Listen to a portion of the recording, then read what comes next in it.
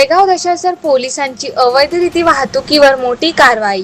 56,40,000 रुपयांचा मुद्देमाल जप्त. हायवा ट्रकसह 14 ब्रास रेती जप्त. अमरावती ग्रामीणचे पोलीस अधीक्षक श्री निकेतन कदम यांच्या आदेशानुसार जिल्ह्यात अवैध धंद्याविरोधात सुरू असलेल्या मोहिमेअंतर्गत तळेगाव दशासर पोलिसांनी अवैध रेती वाहतुकीवर मोठी कारवाई केली आहे.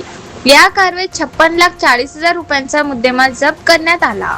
पोलिसांकडून मिळालेल्या माहितीनुसार आज 15 मे शुक्रवार रोजी पहाटे 3:30 वाजताच्या सुमारास तळेगाव दशासर पोलीस स्टेशनचे पथक हद्दीत गस्त घालत असताना गोपनीय माहिती मिळाली. त्यानुसार समृद्धी महामार्ग परिसरात पंचासमक्ष कारवाई करण्यात आली. यावेळी MS27 DZ 2114 क्रमांकाचा टाटा हायवा ट्रक संशयास्पद स्थितीत आढळून आला. ट्रकची पाहणी केली असता त्यामध्ये विना रॉयल्टी 14 ब्रास कनान रेती आढळून आली. पोलिसांनी 55 लाख रुपये किमतीचा ट्रक व 1,40,000 रुपये किमतीची रेती असा एकूण 56,40,000 रुपयांचा मुद्देमाल जप्त केला.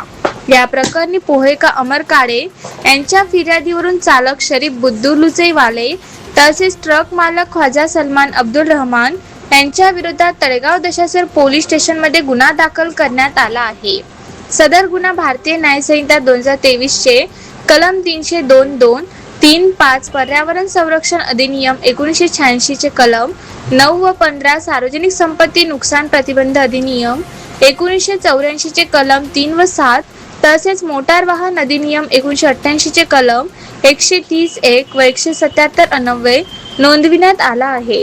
ही कारवाई पोलीस अधीक्षक निकेतन कदम यांच्या आदेशानुसार अप्पर पोलीस अधीक्षक दत्ता तोटेवाड, उपविभागीय पोलीस अधिकारी अनिल पवार, पोलीस निरीक्षक किरण वानखडे यांच्या मार्गदर्शनाखाली तळेगाव दशासरचे ठाणेदार किरण औटे, पोलीस हेड कॉन्स्टेबल पवन अलोनी, कॉन्स्टेबल अमर काळे, पंकज शेडे आणि गौतम गवडे यांनी केली.